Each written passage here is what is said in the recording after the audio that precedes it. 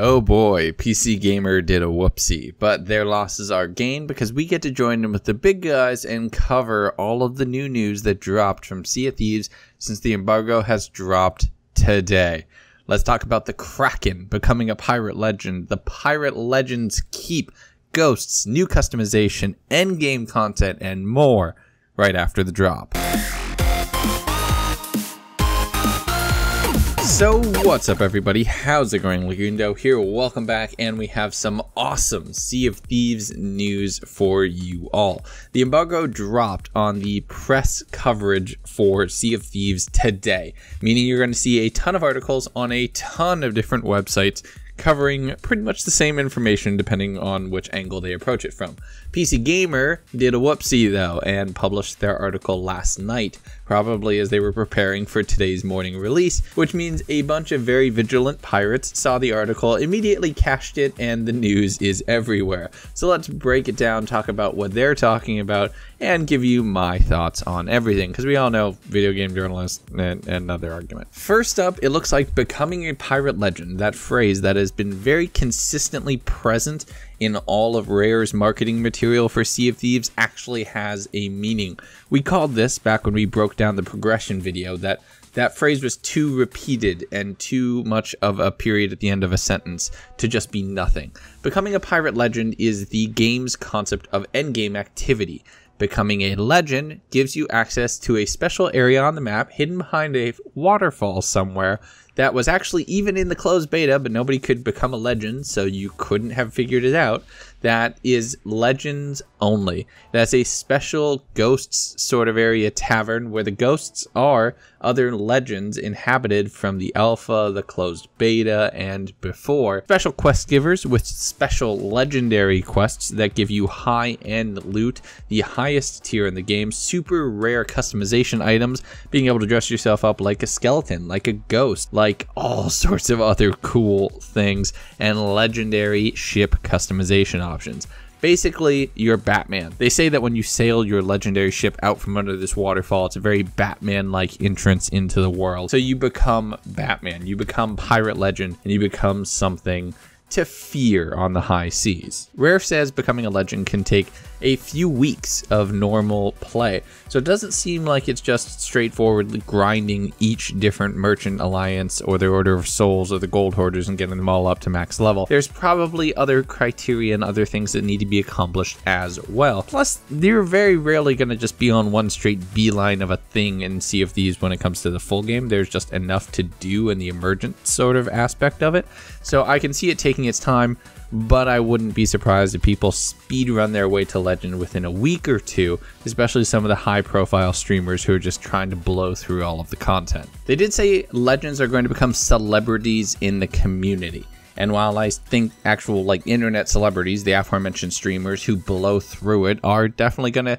hit that status and get just a little bit more popular, I do think specific players in the Sea of Thieves community, especially ones who stick around after the first couple months and the initial die-off of the population of the game, are actually going to be the celebrity and the people spoken of in hushed tones, Legend 27 style. So I'm really excited for that. I'm excited that Rare's really thinking about integrating people into the game, and the investment is not with making yourself more powerful per se, because everybody has the same weapons, the same sword, the same ships pretty much, but instead it's making yourself more renowned and having people know your name and having an impact on the world, which is a really great way to approach an investment style game. On the topic of post-launch as well, it has been revealed that Sea of Thieves is going to be another one of those games that is game as a service, where it's the base game and then stuff comes out every couple months to keep you playing or to bring you back after whatever different game has grabbed your attention. After a significant amount of people have become pirate legends, there will be legend matchmaking. Players will start becoming the Blackbeards and the Black Pearls of the world, and they said they're going to shape future downloadable content and future events in the game around who gets to that status first and what kind of player they are. So if we got a lot of very combat focused people, we might get a combat focused update. If people are doing trades and running raids on the skeleton fortresses that appear, that might be receiving some love. So it's good to see that they have a plan, but it's more like a D&D campaign where the players have some agency over things. Also, if you haven't noticed on their Twitter, they've been using community interaction to list and create some of their achievements, which I think is just really awesome. So props to Rare again for that. Really, I'm kind of gushing over Sea of Thieves if you can't notice. Speaking of skeleton fortresses, we got a little bit more details on those. They are in fact the endgame raid level activity. You go to an island that has the skeleton cloud on top of it that is visible and marked on map for all players in your instance. They do say it will take more than one crew to eliminate all of the skeletons and take down bosses. So we might be dealing with more formidable skeletons than the random cannon fodder ones that spawn on other islands, which is really good to hear. The fact that there might be different mechanics for taking down different boss level skeletons is very reassuring as well. It also creates this sort of tense, we're working together but we can betray you at any point in time sort of moment between the different crews, because there's no formal alliance system. So if you and another crew end up having to work together to take down a fortress, who's going to get that treasure at the end? Will you divvy it up equally? Will one team turn on the other and go for it all? Will it turn into a ship-to-ship battle and a race to an outpost? That question I'm very excited for, because I don't think that is going to play out the same every time. It's going to be very interesting to see how that works out. We also got a little bit more on private customization. It looks like you're going to be able to choose between 9 or 10. It's hard to tell in the way that this screenshot is set up, if it just rotates or if it just keeps creating new ones on the back and a little bit of hand waving. But you're able to create 9 or 10 base pirate shapes.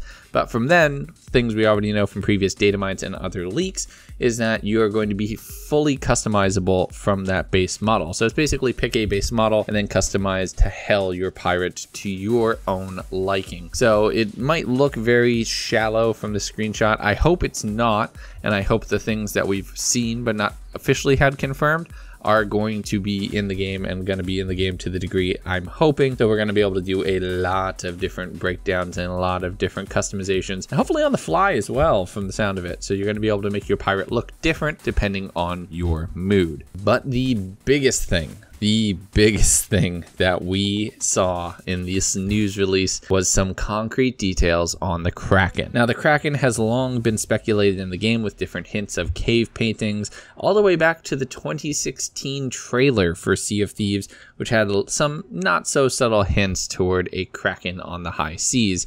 And while it's not really a boss fight, Rare actually went out of their way to not call it a boss fight. It is an endgame emergent experience. The Kraken will randomly appear on the world with different ships around and in different behavior patterns depending on how many ships are around. So if you're in ship combat and the Kraken suddenly pops up, it's going to be attacking both of you. And all of a sudden, you might be working with that other ship because there is a much bigger threat. There's also different behavior patterns with how it prioritizes targets. It could grab you out of your ship and throw you out into the water. It can just grab you and smack you into the water repeatedly, hold you underwater, attempt to drown you, try to crush the ship, damage it, sink it. The priorities are going to be different every time, probably just some sort of randomly generated behavior pattern, which means the Kraken fight won't be the same every time, which is pretty nice. I like the fact that it won't just be a repeated encounter. Oh, we see this little ink blob, get ready for the Kraken, everybody load the cannons, here's what happens next, here's what happens next. A big thing in Sea of Thieves and all the battle royale games that are currently inundating the gaming sphere is this concept of emergent gameplay, letting the player have the agency to do something different depending on the system that you set up around them. And it seems like even with the Kraken, it's not really hardcore scripted battles so much as it is an enemy that you have to fight, and how that enemy will behave and how you'll behave in reaction to it are up to you and a little bit different every time. There's some small additional details about how Rare can tweak the world of Sea of Thieves on the fly, including making all voyages go to the same subset of islands, having the wind always blowing in the same direction, making skeletons stronger, making the Kraken more regular of an appearance, forcing players to work together, making them fight each other more. It seems like they really have a bunch of dials on the back end that they can tweak as they want to make the game a living and breathing experience. And from what we've seen in the closed beta, in the technical alpha, in the founders program, I'm just really looking forward to this game, and I hope that everything is executed on as well as it's been presented going forward. Maybe we'll see a little bit more. Maybe we will see them at E3 for their first expansion. Interested, excited, looking forward to next month. We are ever closer to the Sea of Thieves launch. So what do you think? What do you think about all of this news? It's no doubt everywhere on the Sea of Thieves subreddit right now, on our gaming, on your newsfeed, on Twitter. Everybody's going to be posting stuff. All the big boys got invited for this sneak peek into Sea of Thieves. Maybe we'll get there one day, but for now we're reporting secondhand. I still want to know what you think though, because that's not only the news, but what I think about it, and I'd love to know your thoughts down in the comments down below. Let me know what you think about the Kraken customization, becoming a pirate legend, any of it down there. And as always, you know what to do. Like the video if you like it, dislike it if you hated it, subscribe for some more Sea of Thieves news and analysis here on the channel as we count down towards the full launch next month. And I'll see you next time.